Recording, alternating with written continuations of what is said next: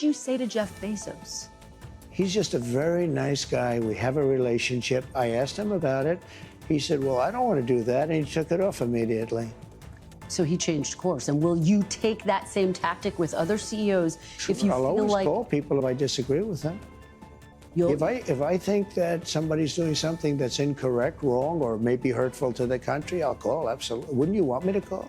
Biden wouldn't call because he didn't know what was happening, but I do. Amazon was considering to show the cost of tariffs on Amazon's website next to its prices to show the breakdown of how much more the tariffs were making these products cost. That was something that then one senior White House official who I spoke with called President Trump about directly to inform him of it. Now, this is what one of those officials told me the response was. They said, quote, "Of course he was pissed. Why should a multi-billion-dollar company pass off costs to consumers?" Then we learned, this is according to two senior White House officials I spoke with, that the president was so angered by this, he called up the founder of Amazon himself, Jeff Bezos, to complain about the potential plans that were being reported on. We also heard White House Press Secretary Caroline Leavitt say publicly that they believed that the move was a hostile political act. En la primavera de 2025, una fractura sísmica dividió el panorama económico estadounidense, con temblores que se sintieron desde las torres de cristal de Seattle hasta los corredores de mármol de Washington, D.C. El 6 de mayo, la secretaria de prensa de la Casa Blanca, Caroline Leavitt, subió al podio con una voz afilada como una cuchilla y declaró que Amazon había clavado un cuchillo en el alma de América. La acusación, pronunciada con veneno calculado, desató una tormenta mediática. Fox News rugió con titulares sobre traición corporativa. CNBC diseccionó las consecuencias económicas. Bloomberg retrató a Jeff Bezos como un titán rebelde, desafiando la visión del presidente Donald Trump. Seattle, el lugar de nacimiento del imperio de Amazon, se tambaleaba al borde del colapso. Esto no era un simple movimiento corporativo, era el acto inicial de una guerra, no entre naciones, sino entre Estados Unidos y un gigante tecnológico que había nutrido. ¿Fue la acción de Amazon una traición a la nación que le dio vida? ¿O un intento desesperado por sobrevivir a una guerra comercial impulsada por aranceles, venganzas políticas y un gobierno que convertía a sus propios gigantes en adversarios? La chispa se encendió semanas antes, a principios de abril, cuando una filtración explosiva de Punch Bowl News, un medio de información privilegiada de Washington, conmocionó Wall Street y más allá. Amazon, el coloso del comercio electrónico que había redefinido el comercio global, planeaba un acto radical de transparencia. Etiquetaría cada producto en su plataforma con los aumentos de precios exactos causados por el nuevo régimen arancelario de Trump, un aplastante impuesto del 145% sobre bienes procedentes de China y un 10% sobre la mayoría de las demás importaciones. La idea era audaz, casi revolucionaria. Al exponer el impacto directo de los aranceles en los consumidores, Amazon buscaba desmitificar el costo de las políticas gubernamentales, empoderando a los compradores con la verdad cruda y sin filtros. Era un gesto a favor del consumidor, un guiño al espíritu de claridad que alguna vez definió el ascenso de la compañía. Pero en la cargada atmósfera de 2025, la Casa Blanca lo vio como algo completamente distinto, una declaración de guerra. La respuesta del gobierno fue rápida e implacable. El presidente Trump, conocido por su desprecio visceral hacia los desafíos a su autoridad, llamó personalmente a Jeff Bezos. La conversación, según fuentes internas, fue más un monólogo furioso que un diálogo, una advertencia directa de si abandonar el plan de precios o enfrentar toda la ira del gobierno. Horas después, Caroline Leavitt enfrentó un mar de cámaras, con palabras cargadas de indignación. Calificó el plan de transparencia de Amazon como un acto calculado de sabotaje, acusando a la compañía de orquestar una maniobra política para desacreditar la agenda económica del gobierno. Bajo una presión inmensa, Amazon abandonó el plan. Su sitio web permaneció sin cambios, los precios sin las etiquetas propuestas. Pero el retroceso fue una fachada. Bajo la superficie, una rebelión estaba tomando forma. Una chispa que pronto estallaría en una llamarada que reconfiguraría el panorama corporativo global. Esto ya no se trataba de etiquetas de precios en computadoras portátiles o zapatillas. Era un choque de titanes, un gobierno que blandía aranceles como arma para imponer lealtad contra una corporación que se negaba a doblegarse. Amazon, un gigante que había creado más de 2 millones de empleos y vertido decenas de miles de millones en impuestos a las arcas estadounidenses, ahora era retratado como traidor. La pregunta resonaba por toda la nación. ¿Quién traicionaba a quién? ¿Era Amazon al atreverse a arrojar luz sobre el caos económico del proteccionismo? ¿O un gobierno cuyas políticas parecían diseñadas para castigar a sus propios campeones? El incidente no fue un estallido aislado. Fue el primer temblor de un cambio sísmico. Una advertencia de que los gigantes corporativos de América podrían no tolerar más un sistema que los trataba como peones en un juego de ajedrez político. Seattle, alguna vez un símbolo brillante de la resiliencia pospandémica, se convirtió en el crisol de este conflicto. La ciudad, con su horizonte dominado por la elegante sede de Amazon en South Lake Union, había sido aclamada durante mucho tiempo como el Silicon Valley del norte. El propio Trump alguna vez elogió su recuperación, presentándola como prueba de su visión económica. Ahora era una ciudad bajo asedio, no por invasores extranjeros, sino por una crisis de confianza entre su compañía más icónica y el gobierno. Dentro de Amazon el ambiente era eléctrico, rozando lo apocalíptico.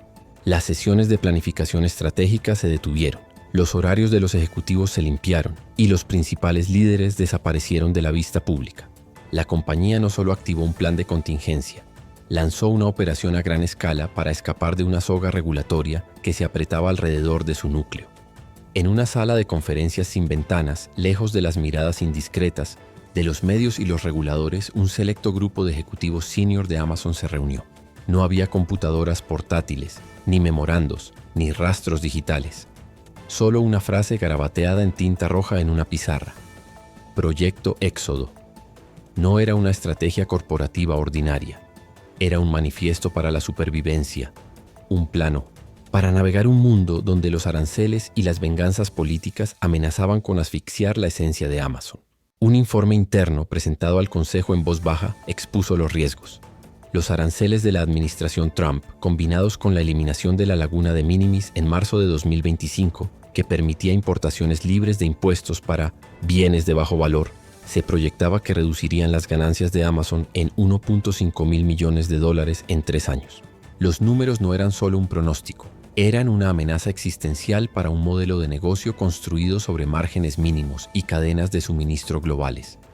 Los aranceles no fueron un ajuste de política, fueron un asalto directo a los cimientos de Amazon. Solo la derogación de minimis trastocó la capacidad de la compañía para importar bienes de alto volumen y bajo valor desde Asia, mientras que el impuesto del 145% sobre productos chinos, la mayor fuente de importaciones, de Amazon, amenazaba con hacer que categorías enteras de productos fueran inviables. La conclusión del informe interno fue contundente: quedarse en EUU. Bajo estas condiciones no solo era insostenible, era un suicidio corporativo. La dirección de Amazon no deliberó por mucho tiempo.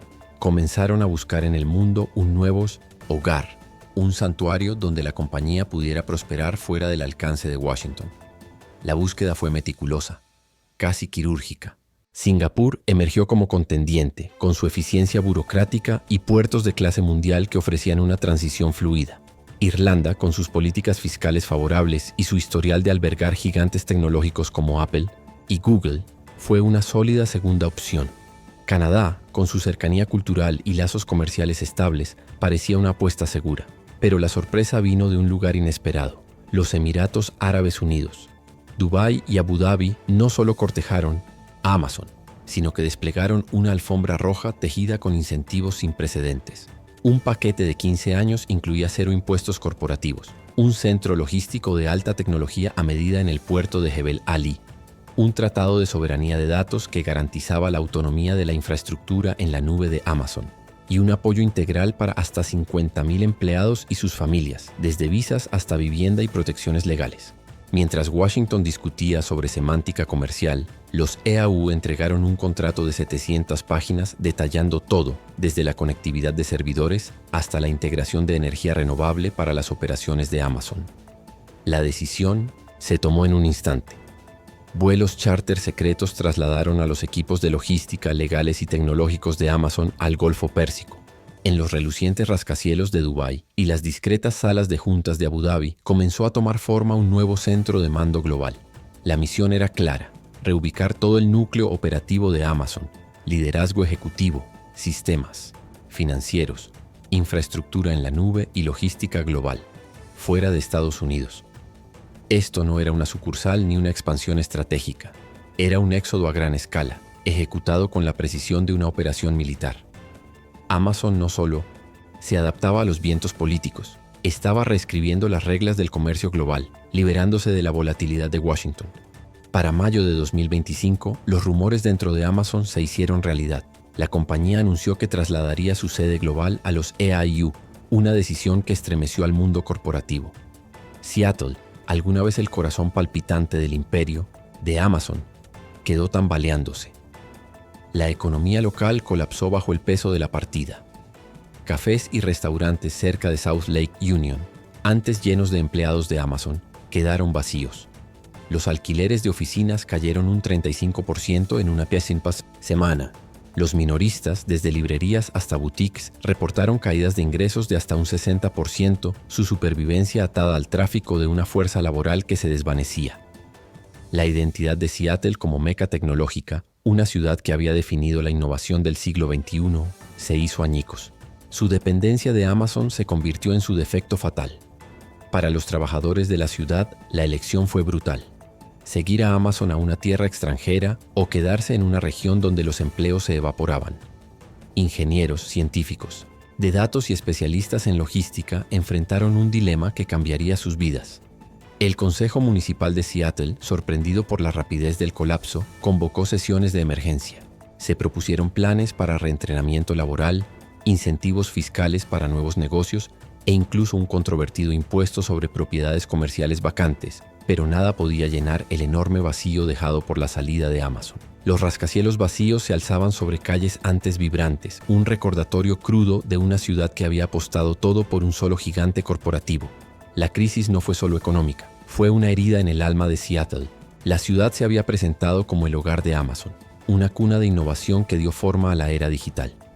Ahora era una advertencia sobre la dependencia excesiva, un pueblo fantasma en ciernes. Mientras los líderes locales buscaban soluciones, Amazon ya estaba a un mundo de distancia.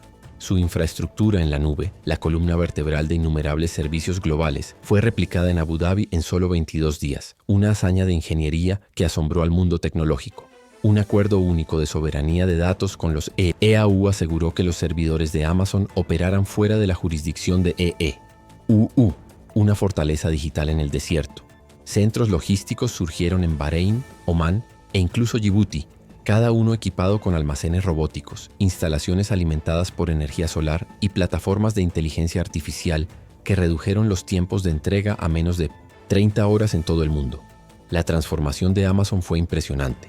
Su cadena de suministro global, antes anclada en puertos estadounidenses como Long Beach y Seattle, se redirigió a través del Canal de Suez, la ruta de la seda digital de Asia Central y los emergentes centros comerciales del Golfo. Los ingenieros recibieron cursos intensivos sobre finanzas islámicas, leyes comerciales regionales y normas culturales, adaptándose al panorama comercial de Oriente Medio a un ritmo que dejó a los competidores atónitos. La tecnología blockchain rastreaba los envíos con precisión quirúrgica, mientras que la inteligencia artificial predecía la demanda de los consumidores antes de que se realizaran los pedidos. Esto no fue una retirada, fue una reinvención. Amazon se había desprendido de su piel estadounidense, emergiendo como una entidad global, con su corazón ahora latiendo en las arenas de los EAU. Los efectos en cadena fueron sísmicos. La partida de Amazon no fue solo una reubicación corporativa, fue una advertencia al mundo.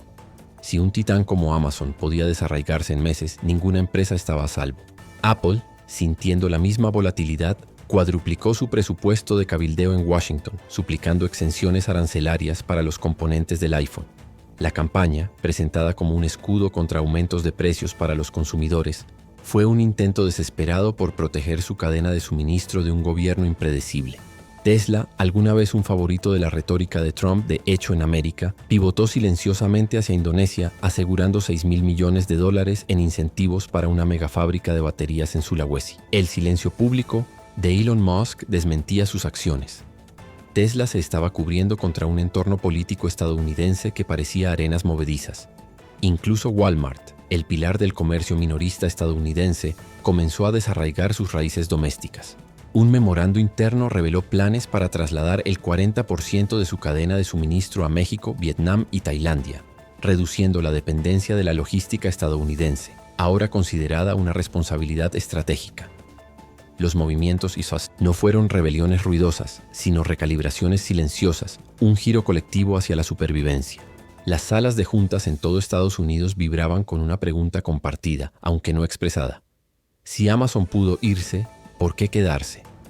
Nadie se atrevía a decirlo en voz alta, pero se estaban redactando planes de contingencia, trazando rutas de escape. El silencio era ensordecedor. Un nuevo lenguaje de autopreservación corporativa. Los aranceles de Trump, revividos en su segundo mandato como un baluarte contra China y la dependencia global, se vendieron como una defensa de la industria estadounidense. Pero la realidad fue una inversión cruda. El proteccionismo no estaba fortaleciendo la economía, estaba expulsando a sus gigantes al exilio. En un mundo donde un solo producto podría diseñarse en Suecia, fabricarse en Malasia, ensamblarse en Vietnam y enviarse a través de Dubái a un comprador en Brasil, los aranceles eran instrumentos toscos que distorsionaban un sistema global que prosperaba en la fluidez. Las primeras víctimas fueron las empresas estadounidenses, obligadas a navegar por un campo minado de políticas erráticas. Para 2025, el concepto de empresa estadounidense se estaba deshilachando. La identidad corporativa ya no se definía por una sede en Palo Alto o impuestos pagados en Delaware, sino por realidades pragmáticas. ¿Quiénes son tus clientes? ¿Dónde están tus proveedores? ¿A dónde fluyen tus ganancias? Cuando las respuestas apuntaban más allá de las fronteras de la lealtad a una bandera se convirtió en una reliquia. El éxodo de Amazon fue una bandera roja para las élites globales, una señal de que incluso los más poderosos podían huir. Estados Unidos, alguna vez el centro inexpugnable de la innovación, se estaba convirtiendo en un laberinto de incertidumbre. Las empresas no eran desleales, eran racionales, buscando estabilidad en una nación que parecía socavar sus propios cimientos. La Casa Blanca señalaba con el dedo, tildando a las corporaciones de traidoras, pero el espejo permanecía sin girar. Los aranceles, destinados a proteger a los trabajadores estadounidenses, estaban alejando a los motores de su economía. En los EAU, el nuevo imperio de Amazon surgía del desierto, una fusión de tecnología de vanguardia y ambición de Oriente Medio, libre de las tormentas políticas de Occidente. Dubái y Abu Dhabi ofrecían lo que América no podía: previsibilidad, infraestructura y una visión para el futuro. El impacto más amplio fue escalofriante. Más allá de Seattle, otros centros tecnológicos, San Francisco, Austin, Boston, comenzaron a sentir el frío. Si Amazon podía abandonar su lugar de nacimiento, ¿qué impedía a Google mirar hacia Singapur o a Microsoft profundizar sus raíces en Irlanda? La industria tecnológica, durante mucho tiempo un pilar del dominio estadounidense, estaba revaluando silenciosamente su lealtad. Las universidades, alguna vez proveedoras del talento de Amazon, vieron una caída en las solicitudes para programas tecnológicos, ya que los estudiantes cuestionaban la estabilidad de las carreras basadas en Las pequeñas empresas, desde las tostadoras de café de Seattle hasta las startups de software de Austin, enfrentaron un efecto dominó, su supervivencia atada a los ecosistemas de gigantes que ahora miraban al extranjero. El costo social fue igualmente crudo. En Seattle, las organizaciones comunitarias reportaron un aumento en las crisis de salud mental entre trabajadores desplazados, desde ingenieros hasta conserjes, lidiando con la pérdida de empleos e identidad. Las protestas estallaron frente a la antigua sede de Amazon, no contra la compañía, sino contra un gobierno cuyas políticas habían desencadenado la crisis. Las redes sociales se llenaron de hashtags como traición arancelaria y salvar Seattle, reflejando una creciente frustración pública. Los economistas advirtieron sobre una tendencia más amplia, una trampa de desglobalización, donde el proteccionismo expulsaba a las empresas, dejando atrás ciudades vaciadas y una clase media fracturada. Sin embargo, en Oriente Medio, Amazon prosperaba. Sus centros de datos en Abu Dhabi, alimentados por redes solares y asegurados por tratados soberanos, manejaban el tráfico global con una eficiencia sin precedentes. Los centros logísticos en el Golfo, integrados con inteligencia artificial y blockchain, redefinieron la velocidad y la escala, entregando productos más rápido que nunca. Los EAU, alguna vez una nota al pie en el comercio global, emergieron como una encrucijada tecnológica, un centro donde convergían datos, comercio e innovación. Los ingenieros de Amazon, ahora versados en regulaciones regionales, impulsaron una cadena de suministro que esquivaba por completo las barreras comerciales occidentales. La compañía no solo estaba sobreviviendo, estaba reescribiendo las reglas del negocio global, demostrando que las fronteras ya no eran muros, sino puntos de datos para optimizar. La pregunta ahora es existencial. ¿Traicionó Amazon a América o fue forzada a elegir la supervivencia sobre el sentimiento? ¿Fue esto una rebelión corporativa o un espejo alzado ante un gobierno que empujó a sus propios gigantes al exilio? Los aranceles de Trump pretendían restaurar la grandeza estadounidense, pero podrían haber acelerado su desmoronamiento convirtiendo a EEUU en un lugar donde la innovación huye en lugar de florecer. La verdadera traición tal vez no radica en la partida de Amazon, sino en un sistema que la hizo inevitable. Mientras las arenas del desierto de Dubái acunan un nuevo imperio, América debe enfrentar una verdad más dura. ¿Qué significa ser un líder global cuando tus propios campeones eligen irse? Comparte tus pensamientos a continuación y mantente atento al próximo capítulo de este drama en desarrollo.